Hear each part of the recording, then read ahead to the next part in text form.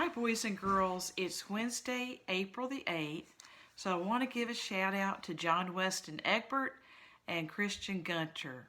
Hey guys, hope you're doing great. Well, the chapter we're going to read today is called The Wonderful Machine. Hopefully you can see that and there's no shadow. And the chapter is about the machine, but there are other things as well.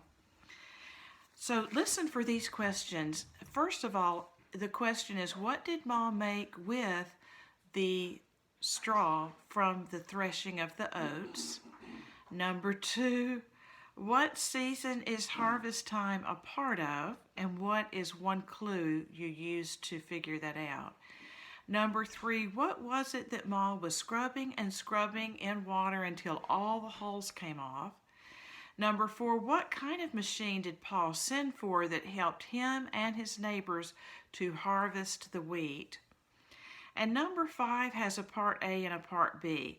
How many opportunities did Paul have to shoot game for the family to eat? And how did the girls feel about Paul not shooting any of those? Okay, here we go. The Wonderful Machine. Next day, Paul cut the heads from several bundles of the oats and brought the clean, bright yellow straws to Ma.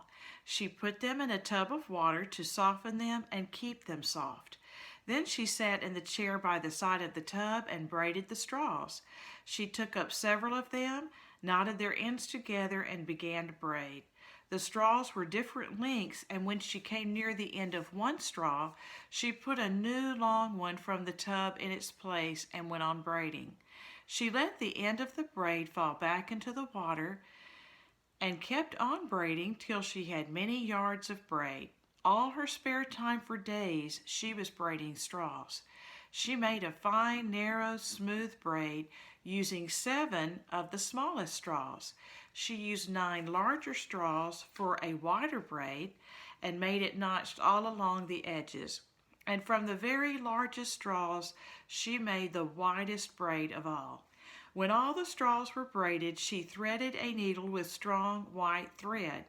And beginning at the end of a braid, she sewed it round and round, holding the braid so it would lie flat after it was sewed. This made a little mat, and Ma said it was the top of the crown of a hat. Then she held the braid tighter on one edge and kept on sewing it around and around. The braid drew in and made the sides of the crown. When the crown was high enough, Ma held the braid loosely again as she kept on sewing around, and the braid lay flat and was the hat brim. When the brim was wide enough, Ma cut the braid and sewed the end fast so that it could not unbraid itself. Ma sewed hats for Mary and Laura of the finest, narrowest braid. For Pa and for herself, she made hats of the wider, notched braid. That was Pa's Sunday hat.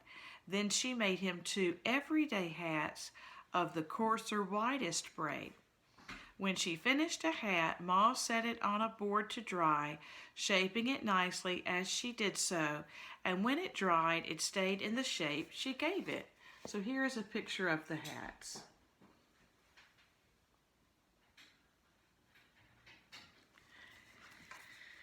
Ma could make beautiful hats. Laura liked to watch her, and she learned how to braid the straw and made a little hat for Charlotte. The days were growing shorter and the nights were cooler.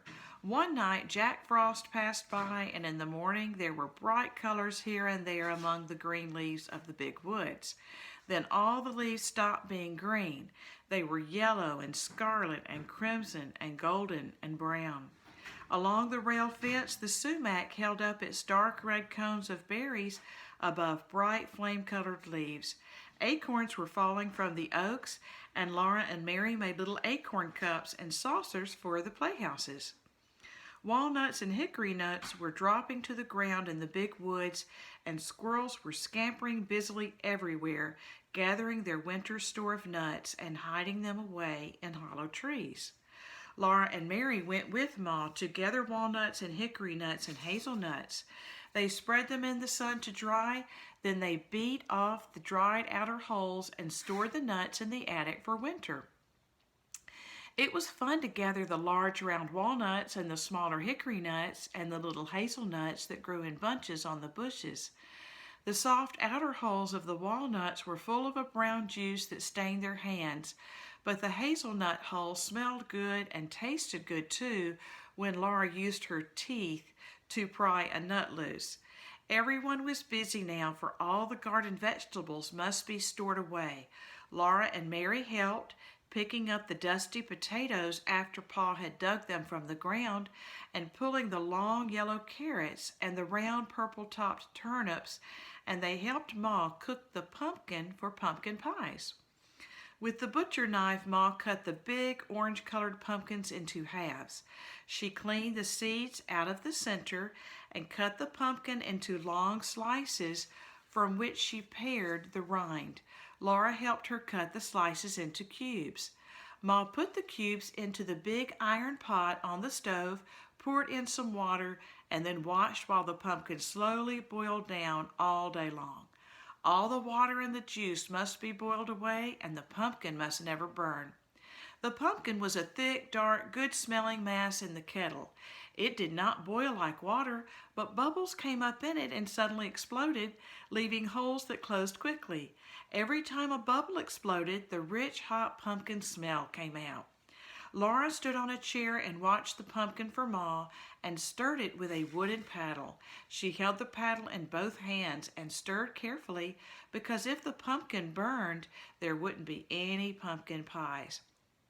Boys and girls, one thing I'm noticing is that there was so much work to be done, and the girls helped quite a bit. Even though Laura was really young, she was still helping out at this point.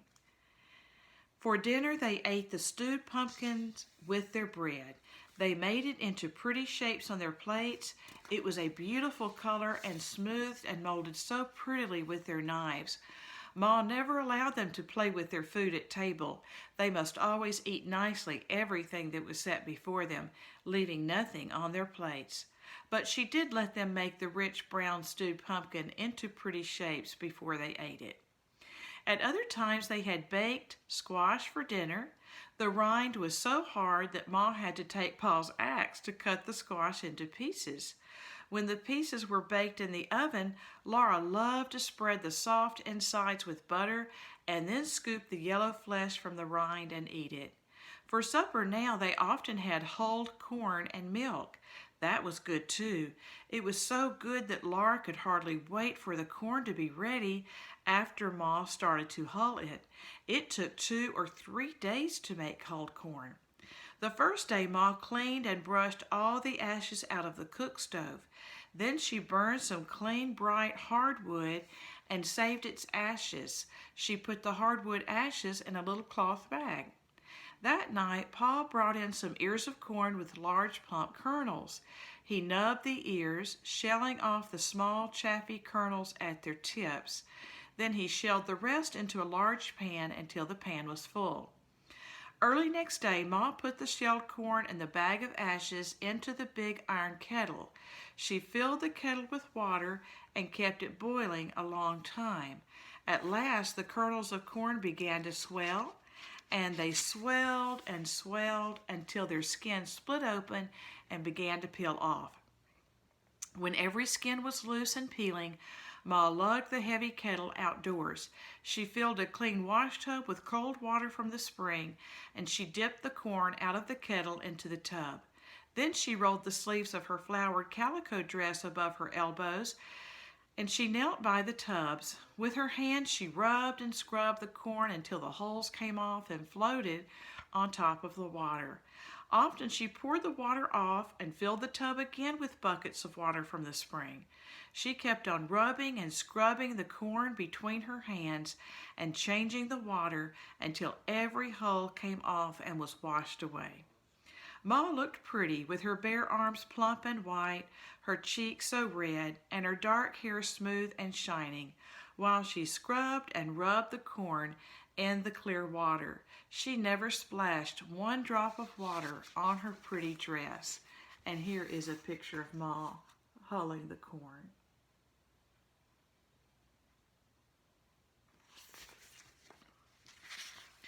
When at last the corn was done, Ma put all the soft white kernels in a big jar in the pantry.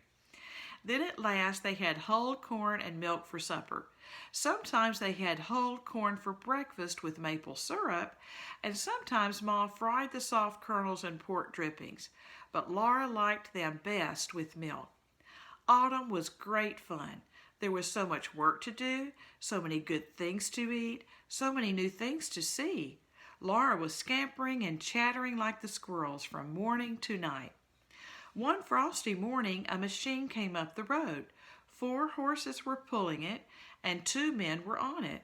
The horses hauled it up into the field where Pa and Uncle Henry and Grandpa and Mr. Peterson had stacked their wheat. 2 more men drove after it, another smaller machine. Pa called to Ma that the threshers had come. Then he hurried out to the field with his team. Laura and Mary asked Ma, and then they ran out to the field after him. They might watch if they were careful not to get in the way. Uncle Henry came riding up and tied his horse to a tree. Then he and Pa hitched all the other horses, 8 of them, to the smaller machine. They hitched each team to the end of a long stick that came out from the center of the machine. A long iron rod lay along the ground from this machine to the big machine. And here are some pictures. I'll show you this one first. There are Laura and Mary there at the edge.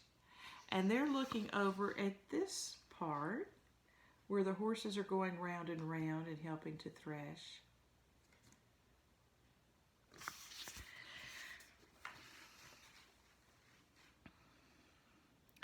Afterward, Laura and Mary asked questions, and Pa told them that the big machine was called the separator, and the rod was called the tumbling rod, and the little machine was called the horsepower. 8 horses were hitched to it and made it go, so this was an 8-horsepower machine. A man sat on top of the horsepower, and when everything was ready, he clucked to the horses and they began to go. They walked around him in a circle, each team pulling on the long stick to which it was hitched and following the team ahead. As they went around, they stepped carefully over the tumbling rod, which was tumbling over and over on the ground. Their pulling made the tumbling rod keep rolling over, and the rod moved the machinery of the separator, which stood beside the stack of wheat. All this machinery made an enormous racket, rackety banging and clanging. Laura and Mary held tight to each other's hand at the edge of the field and watched with all their eyes. They had never seen a machine before. They had never heard such a racket. Pa and Uncle Henry on top of the wheat stack were pitching bundles down onto a board. A man stood at the board and cut the bands on the bundles and crowded the bundles one at a time into a hole at the end of the separator. The hole looked like the separator's mouth, and it had long iron teeth. The teeth were chewing. They chewed the bundles and the separator swallowed them. Straw blew out at the separator's other end, and wheat poured out of its side. So that's what threshing does. It removes the wheat from the straw, and the wheat was the part they could actually use to cook with. 2 men were working fast, trampling the straw and building it into a stack. One man was working fast, sacking the pouring grain. The grains of wheat poured out of the separator into a half-bushel measure, and as fast as the measure filled, the man slipped an empty one into its place and emptied the full one into a sack. He had just time to empty it and slip it back under the spout before the other measure ran over. All the men were working as fast as they possibly could, but the machine kept right up with them. Laura and Mary were so excited they could hardly breathe. They held hands tightly and stared. The horses walked around and around. The man who was driving them cracked his whip and shouted, Giddy up there, John. No use trying to shirk. Crack went the whip. Careful there, Billy. Easy, boy. You can't go but so fast nohow. The separators swallowed the bundles, the golden straw blew out in a golden cloud, the wheat streamed golden brown out of the spout while the men hurried. Pa and Uncle Henry pitched bundles down as fast as they could, and chaff and dust blew over everything. Laura and Mary watched as long as they could. Then they ran back to the house to help Ma get dinner for all those men. A big kettle of cabbage and meat was boiling on the stove. A big pan of beans and a Johnny cake were baking in the oven. Laura and Mary set the table for the Threshers.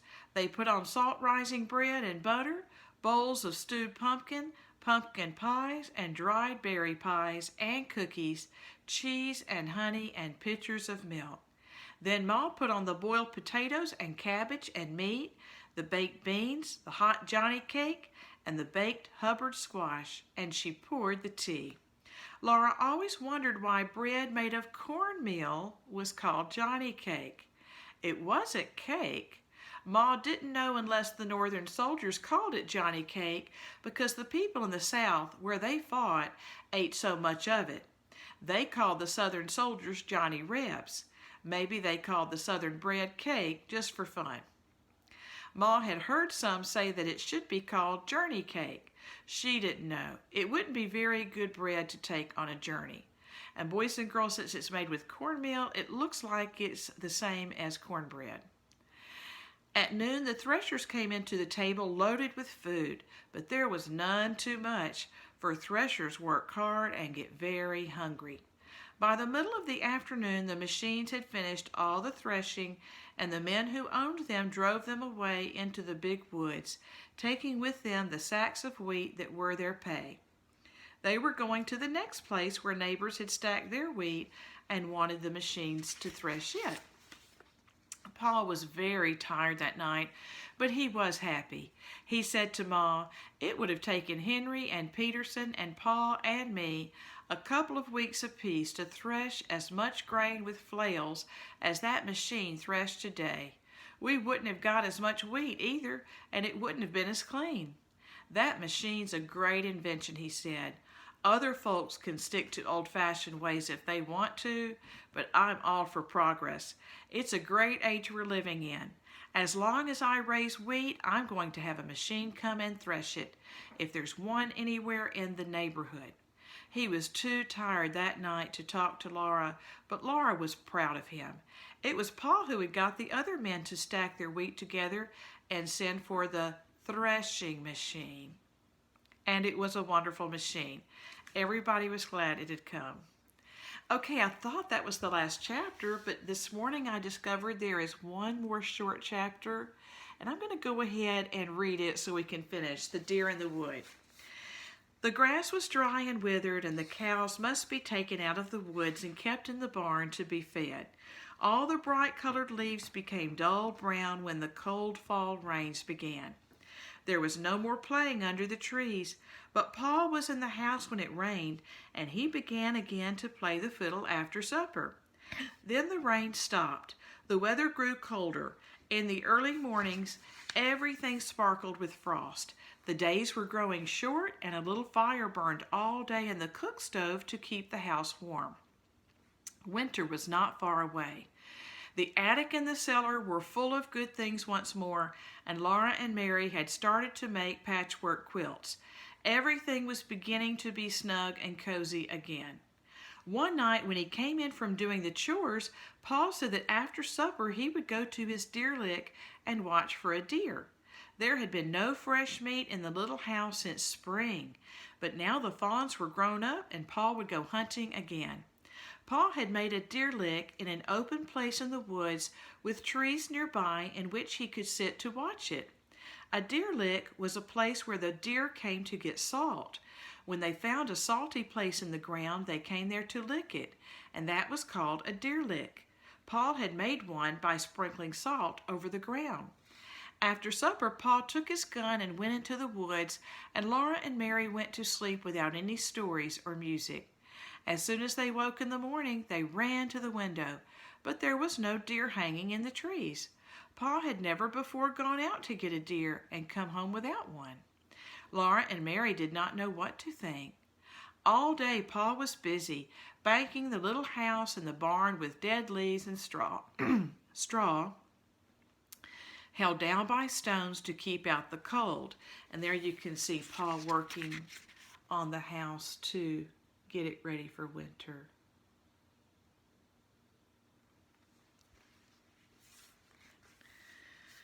The weather grew colder all day. And that night there was once more a fire on the hearth, and the windows were shut tight and chinked for the winter. After supper, Pa took Laura on his knee, while Mary sat close in her little chair, and Pa said, "Now I'll tell you why you had no fresh meat to eat today. When I went out to the deer lick, I climbed up into a big oak tree. I found a place on a branch where I was comfortable and could watch the deer lick. I was near enough to shoot any animal that came to it, and my gun was loaded and ready on my knee. There I sat and waited for the moon to rise and light the clearing. I was a little tired from chopping wood all day yesterday, and I must have fallen asleep, for I found myself opening my eyes. The big round moon was just rising. I could see it between the bare branches of the trees low in the sky, and right against it I saw a deer standing. His head was up, and he was listening. His great branching horns stood out above his head. He was dark against the moon. It was a perfect shot, but he was so beautiful. He looked so strong and free and wild that I couldn't kill him. I sat there and looked at him until he bounded away into the dark woods. Then I remembered that Ma and my little girls were waiting for me to bring home some good fresh venison. I made up my mind that next time I would shoot. After a while, a big bear came lumbering out into the open. He was so fat from feasting on berries and roots and grubs all summer that he was nearly as large as two bears. His head swayed from side to side as he went on all fours across the clear space in the moonlight until he came to a rotten log. He smelled it and listened. Then he pawed it apart and sniffed among the broken pieces, eating up the fat white grubs. Then he stood up on his hind legs, perfectly still, looking all around him. He seemed to be suspicious that something was wrong. He was trying to see or smell what it was. He was a perfect mark to shoot at, but I was so much interested in watching him, and the woods were so peaceful in the moonlight, that I forgot all about my gun. I did not even think of shooting him until he was waddling away into the woods. This will never do, I thought. I'll never get any meat this way. I settled myself in the tree and waited again. This time I was determined